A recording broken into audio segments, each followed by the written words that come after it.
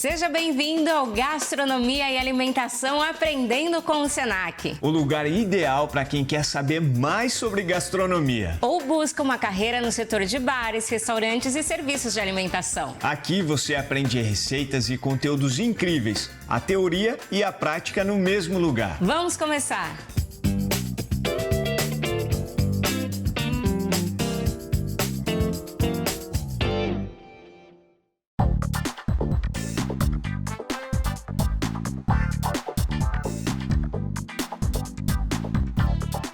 Oi, que surpresa! Hoje? É que hoje eu vou sair com o pessoal do trabalho.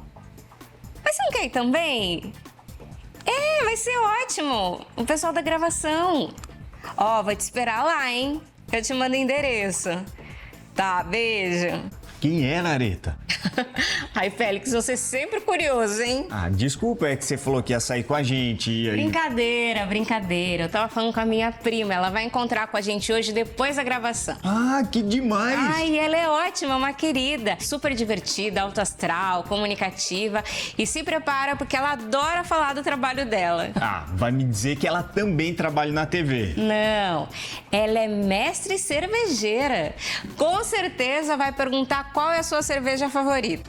Mas essa é fácil. A minha cerveja favorita é sempre a mais gelada. Ai, Félix, com tanta variedade de cerveja, você nunca ouviu falar da IPA, da Pilsen, Stout? Claro que já.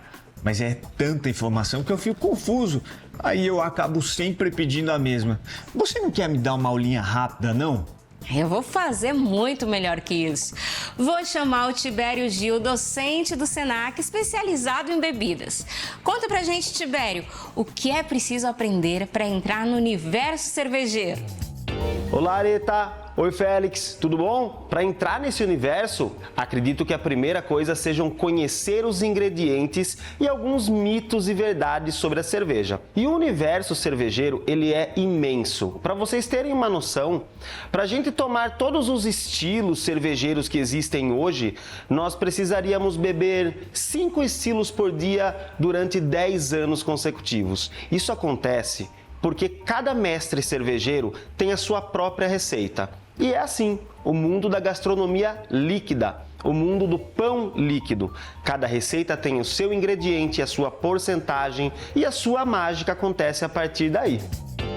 E agora, vamos conferir uma aula sobre os estilos, apreciação e serviço da cerveja. E dicas especiais de harmonização com o docente Tibério.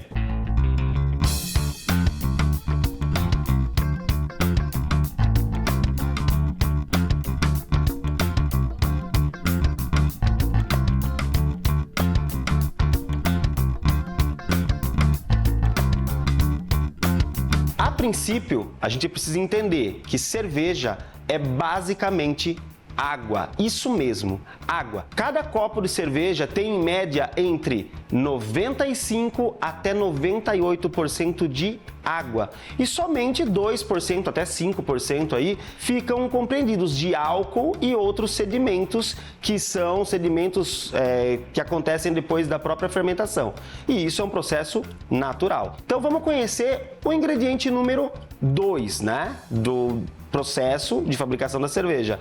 Ele é o malte. Mas você pensa que existe um malte só? Pessoal, são centenas, são milhares de tipos de malte. Aqui na bancada, eu tenho para mostrar para vocês alguns maltes que são conhecidos como maltes especiais e outros maltes aqui que são conhecidos como os maltes primários, maltes mais simples e até alguns que são chamados adjuntos. Eles não são maltes, eles são ingredientes que são incorporados na cerveja para dar aquela sensação às vezes de leveza ou complementar um sabor. Isso já fala pra gente um pouquinho sobre aquela história do puro malte. Mas afinal de contas, o que é uma cerveja puro malte? Simples, pessoal. Puro malte é cerveja feito somente com cevada maltada ou outros ingredientes maltados, que passam pelo processo de maltação, que nada mais é do que molhar o grão, deixar ele germinar e depois tostar ele levemente. Isso faz com que o amido de dentro dele fique mais abundante e a cerveja fique, de certa forma, mais potente. A gente consegue extrair mais álcool a partir desse processo. E as cervejas que não são puro malte contam com esses adjuntos aqui, como a própria cevada não maltada, o milho, arroz, centeio, aveia, entre outros. E não é porque uma cerveja não é puro malte que ela deixa de ser boa. Então vamos ver como isso funciona na prática? Olha, aqui dá pra gente ter uma noção de como a coisa é feita, pelo menos das medidas e quantidades. Quando a gente fala que a cerveja então é 95% água, para fazer uma caneca dessa, o que se usa de ingrediente é uma quantidade relativamente baixa. Vamos lá então compreender como é que a cabeça do mestre cervejeiro trabalha? Se eu quero uma cerveja aqui, num estilo alemão, por exemplo, que tem bastante corpo, eu coloco um pouco de malte que dá corpo. Mas se eu quero uma cerveja que além de corpo tenha também um pouquinho mais de cor, uma cor mais acobreada, um pouquinho diferente, eu uso este malte que é um pouquinho mais escuro, e isso vai dar uma coloração diferente na cerveja e um aroma também diferente. Se eu quero que a cerveja tenha um pouco mais de espuma, eu uso um malte que dá uma espuma diferente. Então aqui eu já usei quantos tipos de malte? 3. Portanto, a cerveja ela é puro malte, mas ela leva sempre 2 ou 3, 4, 5 tipos de maltes diferentes. Olha que interessante, não é um malte só. Pode ter uma variedade dentro da mesma cerveja. Não, e ouvindo puro malte, eu achava que era um puro malte, não? É, mas é puro malte de muitos maltes. É. E agora entra uma outra polêmica, o tal do lúpulo. O lúpulo, na verdade, é uma flor do tipo trepadeira, inclusive. E ela dá flores bem aromáticas, muito aromáticas, mas também são muito amargas. E é o lúpulo que entra na produção da cerveja para dar o seu aroma característico e aquele amargor gostoso e delicado. E quanto a gente usa de lúpulo para fazer uma receita? Esse lúpulo aqui é considerado paletizado, porque as flores estão prensadas. Só para vocês terem uma noção, este pequeno pedaço daria para fazer algo em torno de 20 litros de uma cerveja que é brasileira. Então, é isso que vai. Depois disso, o restante é água. Então, quando a gente toma uma caneca de cerveja, nós tomamos basicamente isso. E o restante de todo o processo é feito pelo quarto ingrediente, a levedura. Levedura nada mais é do que uma bactéria. Na verdade, uma bactéria boa, não é aquela bactéria que a gente chama de patógena. Ela não faz mal pra gente. Pelo contrário, faz bem. E é ela que vai fazer a mágica, é ela que vai deixar isso aqui naquele copo amarelo e bonito que a gente conhece. Então, pessoal, se aqui dentro desse copo a gente tem os ingredientes basicamente que dão origem a uma cerveja puro malte, vamos entender que esta cerveja puro malte faz parte de uma escola, a escola alemã. Pois a escola alemã prega que cervejas só podem ter 4 ingredientes: água, malte, lúpulo e leveduras. Agora, e a escola belga? Pessoal, a escola belga ela é simplesmente mágica, porque eles fazem cerveja com tudo. Quer entender um pouquinho como é que funciona?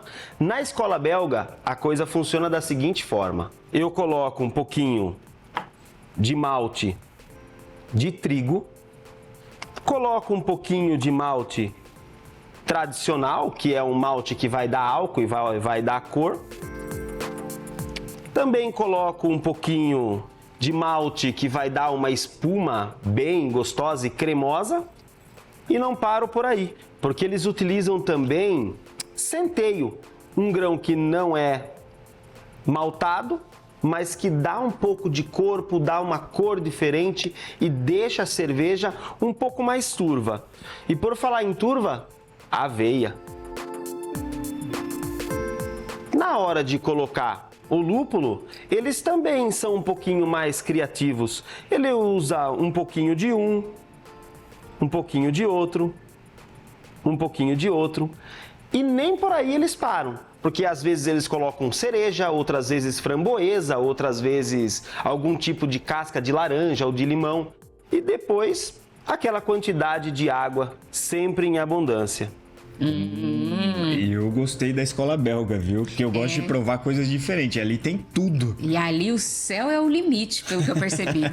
É isso aí. As leveduras também mudam, porque se aqui eu tenho uma determinada cepa de levedura, aqui eu vou ter outras. E não necessariamente eu preciso colocar as leveduras. Eu posso deixar que isso fermente com as leveduras do próprio local. São as cervejas que os belgas chamam de tipo lambic, ou seja, cervejas que possuem uma cepa natural de leveduras. Então, quando a gente fala de cerveja, não existe uma escola só, um jeito só de ser feito. Então não é porque a cerveja é puro malte que ela é melhor do que uma cerveja que contém adjunto. Tibério, estamos adorando, mas você poderia explicar pra gente qual a diferença entre escola e estilo de cerveja? Escola cervejeira, na verdade, é o conjunto de cervejas que fazem parte da cultura de um determinado país ou um povo. E os estilos é cada uma dessas cervejas que determinada escola produz. Por exemplo, a escola belga produz vários tipos de cervejas e cada tipo de cerveja é chamado de estilo. Então eu posso ter, por exemplo, uma cerveja double, triple ou quadruple, que são subgrupos de uma mesma cerveja. E as cervejas escuras, Tibério? Como são feitas? Muito simples de você imaginar. Lembra quando nós estávamos mostrando os maltes? Em alguns lugares nós podíamos ver que existiam maltes mais escuros, torrados. São esses maltes que dão aquela coloração preta ou escura para a cerveja. A cerveja é assim, quanto mais você conhece, mais se apaixona. Não perca o próximo bloco com mais informações sobre a cerveja e harmonizações surpreendentes.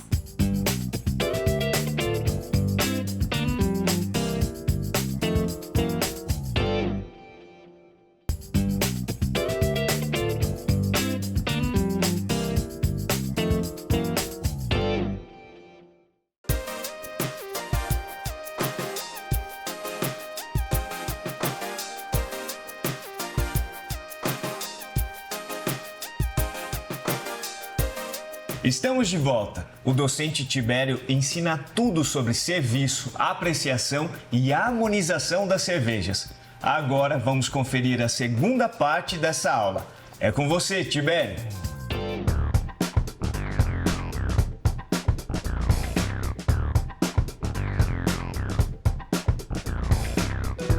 Diante de tantas opções e tantas diferenças, como é que a gente faz, afinal, para comprar a cerveja e entender um pouquinho o que é que ela vai trazer para mim e o que é que ela vai oferecer no meu copo? Não é difícil. Sabe por quê? Porque nós podemos dividir a cerveja simplesmente em dois grandes grupos, duas grandes famílias. Independente das suas escolas ou estilos, elas serão sempre cervejas do tipo lagers ou ales.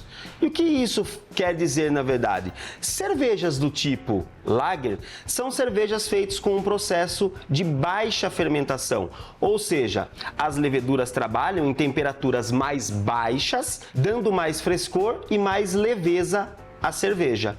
Isso quer dizer que são as cervejas do tipo Pilsen, Lager mesmo, Extra, entre outras. Existem diversas cervejas que são desses estilos. Já as cervejas do tipo ale são as cervejas de alta fermentação. São cervejas que são produzidas com as leveduras trabalhando em temperaturas mais próximas a que a gente considera a ambiente. Essas cervejas são cervejas geralmente mais encorpadas e com uma complexidade um pouco maior. Essas cervejas são caracterizadas por cervejas de trigo, que são as Weiss ou Weizen, a diferença é uma filtragem. As cervejas do tipo Red Ale IPA, tão conhecida no Brasil, que nada mais é do que uma cerveja do tipo ale, que tem uma concentração muito maior do ingrediente de amargor, que é o lúpulo. Será que só lendo um rótulo de cerveja eu já consigo saber tudo?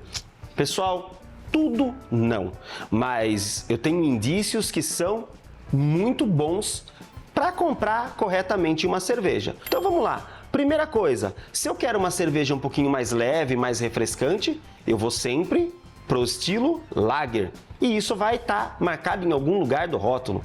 Se eu quero uma cerveja mais encorpada, uma cerveja um pouquinho diferente, eu vou sempre pro estilo Ale. E com certeza, em algum lugar do rótulo vai estar marcado ou Ale ou cerveja de alta fermentação. E tem mais algumas coisinhas para a gente ver. Sabe aonde? Espalhado pelo rótulo em algum local, com certeza nós vamos encontrar unidades que são chamadas de ABV, ou álcool por volume, que é o que ela quer dizer. Interessante que algumas garrafas também encontramos a denominação GL, que é uma outra classificação, mas também quer dizer álcool. Outra sigla que você vai encontrar com facilidade é IBU, que nada mais é do que International Beers Units, ou unidades de amargor internacional. Essa unidade ela vai de 0 até 100 e quanto mais forte, mais amarga a cerveja. Acredito que só com essas informações você já consiga acertar e muito a escolha e a compra da sua cerveja. Vamos falar um pouquinho sobre harmonização? É muito simples harmonizar a cerveja, porque a cerveja é bem democrática e ela oferece exatamente aquilo que está marcando no próprio rótulo. Esse estilo de cerveja aqui se chama Witbier e ela é uma cerveja feita com malte de trigo que tem adição de semente de coentro, laranja e limão siciliano, que são temperos maravilhosos, sabe para quê? Para uma salada de frutas amarelas. Então, se eu tenho aqui banana, manga, goiaba e quero fazer uma salada de frutas, por que ao invés de temperar, por exemplo, com um refrigerante, eu não posso temperar com uma Witbier?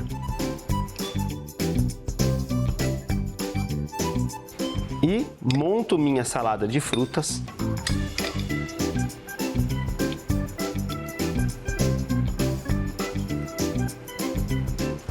Finalizando com a espuma da cerveja. Quando que você imaginou uma receita de salada de fruta com cerveja? Mas é nunca. Esse nunca. programa é muito inovador. Olha quanta coisa legal a gente conhece aqui, Félix. Eu fiquei curioso para provar essa salada de fruta com cerveja. Será que ele vai mandar aqui pra gente? Produção. Na finalização, quem sabe um pouco de flor de sal para dar uma nota um pouquinho diferente e quebrar um pouquinho desse dulçor da fruta. E harmonizar uma salada de frutas com cerveja é bom com outra cerveja. Essa cerveja é uma cerveja belga do tipo Tripel. É uma cerveja feita por monges e que ela tem uma curiosidade. O fechamento dela é uma tampa de rolha. Essa cerveja tem uma característica sensorial incrível. Devido à grande quantidade que ela leva de malte e de outros ingredientes, ela é uma cerveja também muito doce.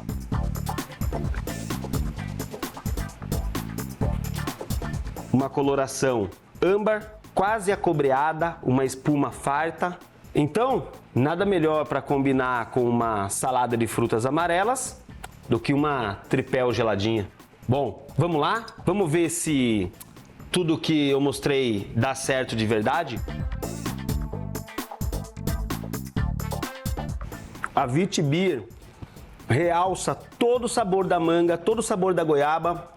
Olha, Areta, eu já tinha achado diferente a salada com cerveja. Agora, tomar cerveja junto com a salada... Olha, nesse momento a galera da cerveja está enlouquecida com esse programa. Todo mundo indo procurar uma cerveja para tomar. Olha isso, o gosto com que ele está provando essa cerveja. E pela cara dele deve ser bom mesmo. Não vou nem falar que harmoniza, porque acho que é mais que isso. Harmoniza plenamente. Cada gole da cerveja que você der vai limpar o paladar e deixar um residual de doce, que pede, na verdade, quase que implora por mais uma colher de salada de frutas amarelas. Bom, e agora um outro momento, um momento de utilizar a cerveja fora do copo também. E depois a gente harmoniza. Mas sabe como a gente utiliza a cerveja fora do copo? Fazendo uma preparação com ela. E mais uma vez eu vou mostrar o quão democrática é a cerveja. Vamos fazer uma brusqueta? Vamos começar assim então a nossa brincadeira. Saltese ou panela no fogo, um fogo médio. Vamos colocar aqui para aquecer um pouco de azeite de oliva. Enquanto isso a gente corta aqui tomate cereja.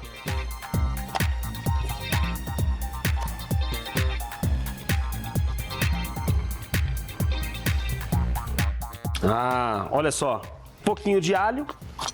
Eu gosto de cortar sempre em lâminas, para parecer melhor o sabor na preparação. Vamos cortar um pão do tipo ciabatta.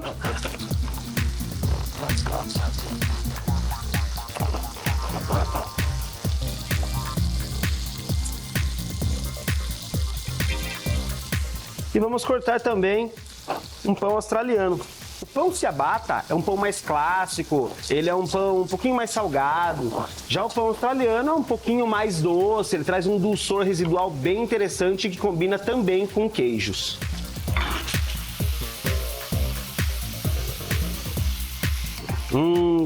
Chegou a hora de uma pimentinha do reino, um pouquinho de sal,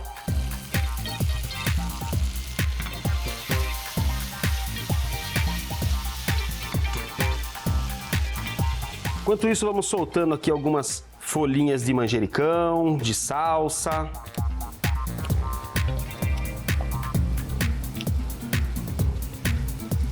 As folhinhas de salsa em cima da brusqueta, eu gosto bem picadinha.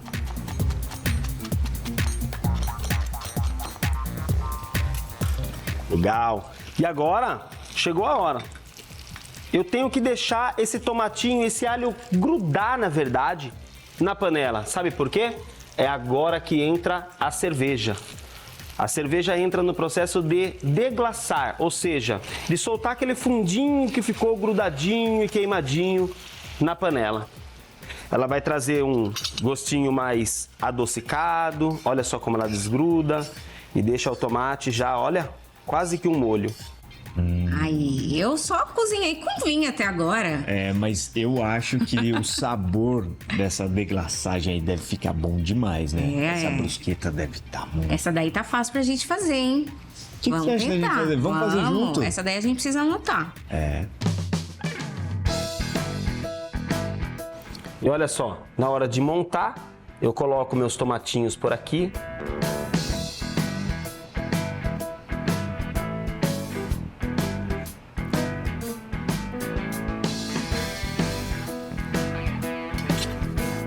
O caldinho da cerveja, que vai fazer as vezes de um molho, umedecendo o pão e trazendo muito sabor.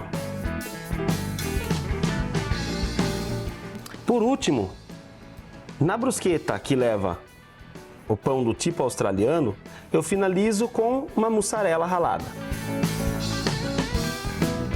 E no pão que leva a baguete com a massa de ciabatta, um queijo brie.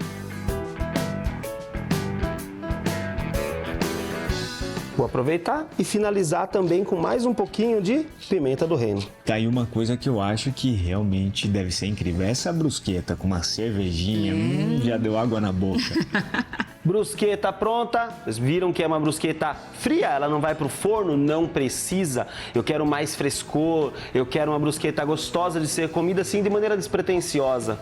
E para isso, nada melhor do que uma cerveja Weiss, uma cerveja de trigo. Um dos erros que a gente tem ao servir uma cerveja Weiss é dividir em 2 copos. Sabe por quê? Essa cerveja, ela tem uma borra que fica embaixo da garrafa e é por isso que a gente deve gelar ela sempre em pé. Essa borra, na verdade, faz parte de um sedimento do próprio trigo maltado que produz essa cerveja. Então, quando a gente divide em 2 copos, com certeza, uma pessoa vai tomar uma cerveja mais límpida e a outra pessoa uma cerveja mais turva. E não é só a cor que vai mudar, obviamente, e também a potência de sabor dessa cerveja. Quer ver do que eu tô falando? Vamos começar a servir. A gente começa servindo ela bem baixa.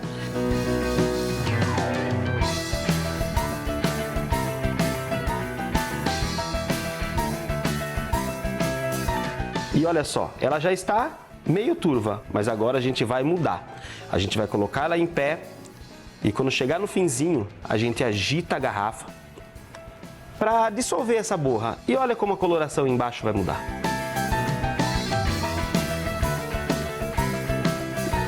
Isso é um serviço de uma Weiss, como se deve.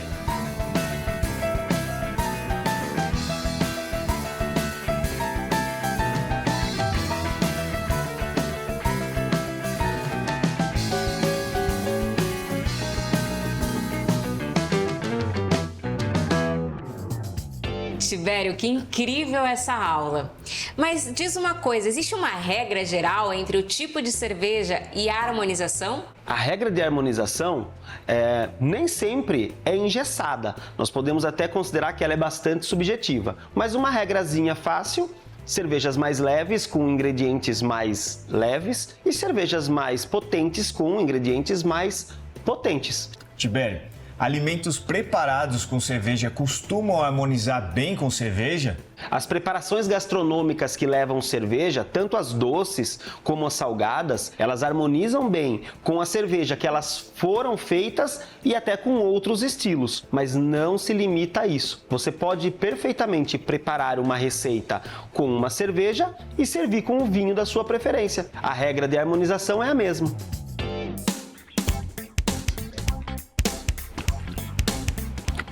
A brusqueta tá com um gostinho de cerveja residual junto com o tomate. A cerveja de trigo, ela é quase cremosa. Ela é bem untuosa mesmo, ela deixa um paladar muito gostoso na boca. Limpa bem aquela cremosidade do queijo brie e, além de tudo, briga um pouquinho com o ácido do tomate. Então, a sensação na boca é muito prazerosa. Vocês precisam experimentar. Até mais, Areta! Tchau, Félix! Até a próxima, pessoal! Tchau, Tibério, adorei. Tchau, Tibério. Félix, vamos lá, porque minha prima já deve estar esperando a gente no bar. Só espero que eu não esqueça nada do que o Tibério explicou. Relaxa, vai dar tudo certo. E se você quiser aprender mais receitas e conteúdos especiais, siga com a gente no Gastronomia e Alimentação, Aprendendo com Senac. Tchau, tchau. Até a próxima. Tchau!